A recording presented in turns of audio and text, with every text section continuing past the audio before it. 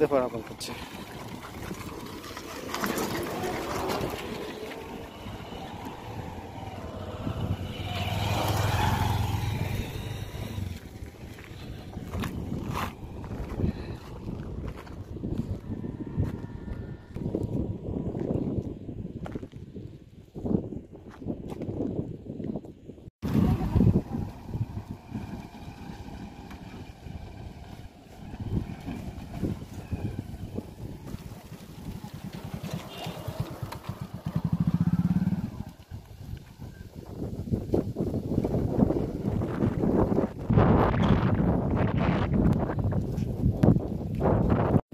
Hello বন্ধুরা, তো এতক্ষণে যে আমি ফুটেজটা দেখালাম, ছবিটা অর্থাৎ ভিডিওটা, সেখানে দেখতে পাচ্ছি ব্রিজের দুই দিকে একটা গর্ত হয়ে গেছে এবং বার্ষিক বাঁধ হয়ে গেছে। তো এই ব্রিজের উপর দিয়ে মোটামুটি বাজারটা বাগডুমা, মোল্লাপাড়া বা কাকর বা রনডাঙ্গা বা হাসনগর এবং বাজারটা তো ভর্তি, মোটামুটি 10,000-এর উপরে লোক যাতায়াত করে। তো 2 মাস আগে হয়তো এই ব্রিজের অবস্থা হয়ে গেছে। তো শুনেছি যে প্রশাসনকে চিঠিও দেওয়া হয়েছে এটা মেরামত করার জন্য। কিন্তু আমি প্রশাসনকে রিকোয়েস্ট করবো যত দ্রুত এই কাজটি করা যায়, মেরামত করা যায়, তাতে জনসাধারণের সুবিধা হয়। কারণ বিশেষ করে আমি তো এই রাস্তা দিয়ে মোটামুটি সকাল হলেই আমার যেতে হয়। আর এটা হচ্ছে মহিপাল এবং বাজারটার মেন রাস্তা বলতে গেলে। আর এই রাস্তাটা যদি না থাকে বা ব্রিজটা, তাহলে কিন্তু মোটামুটি 3-4 কিলোমিটার বেশি ঘুরে যেতে হবে। তো এটা জনসাধারণের পক্ষে একটা অসুবিধা। মোটামুটি একটা মান নদী বলা হয়, সেই মাঝ বরাবর এই ব্রিজটা রয়েছে আর কি, ছোটো ব্রিজ। সামনে করা যায় কাজটা যেন সম্পন্ন হয়। প্রশাসনিক কাজ হয়তো একটু দেরি হয় কমপ্লিট করতে, কিন্তু এই ক্ষেত্রে আমি বলবো যে যত দ্রুত পারা যায় এই কাজটি করতে। কারণ এই যে জায়গাটা দেখা যাচ্ছে এটা একটু মানের উপরে এই ব্রিজটা,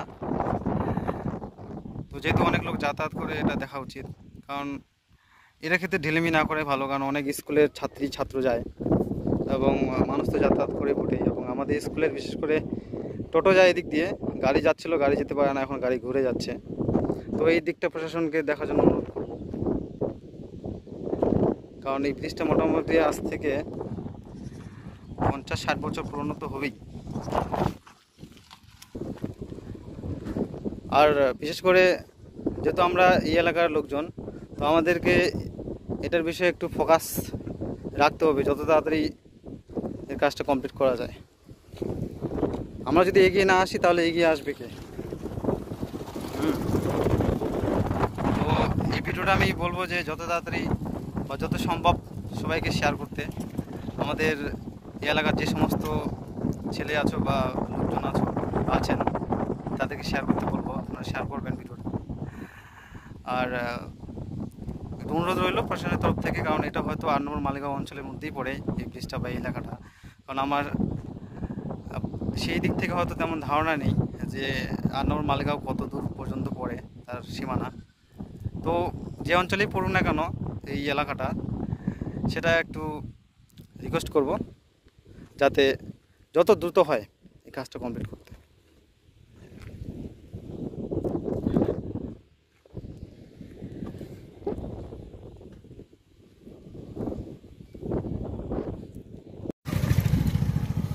কারণ পৃথিবী সেই গ্লোবাল ওয়ার্মিং, সেই তাপটা কিন্তু প্রচণ্ড আকারে হয় এবং গরম হয়ে যায় পৃথিবীটা।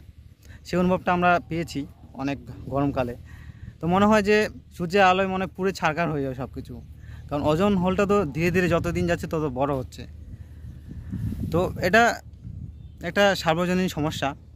তো সেরকমই এই ব্রিজটা, এই যে গর্তটা হয়েছে, অর্থাৎ ব্রিজটা ফাটতে শুরু করছে। এটা ফাটতে ফাটতে এমন একটা জায়গায় চলে যাবে, একটা বড় আকার ধারণ করবে। তখন হয়তো ব্রিজটা ওই জায়গাটা ভেঙে যাবে। তখন হয়তো যখন ভাঙলো সেই মুহূর্তে যদি কেউ ওই রাস্তা দিয়ে আসে ব্রিজের উপর দিয়ে, তখন কারো না কারো তো ক্ষতি হবে, অ্যাক্সিডেন্ট হয়ে যাবে। তো আমি চাই না কারো সেটা হয়ে যাক, ক্ষতি হোক। তার আগে এটা যত দ্রুত সমাধান যেন হয় আমি প্রশাসনকে রিকোয়েস্ট করব। কারণ সবার মঙ্গলে কিন্তু সবারই মঙ্গল হয়, ভালো হয়। তো যাই হোক, এখানে ভিডিওটা শেষ করব। ছোট্ট একটা জনসচেতনমূলক ভিডিও ছিল সবার উদ্দেশ্যে, যে আপনারা এগিয়ে আসুন, ভিডিওটি শেয়ার করুন এবং আমাদের যে অঞ্চল হোক বা প্রশাসনিক ক্ষেত্রে পৌঁছে যাক এবং এর ব্যবস্থা দ্রুত নিক, সেটা আশা রাখবো সবার কাছে। থ্যাংক ইউ, দেখা হচ্ছে নেক্সট ভিডিওতে।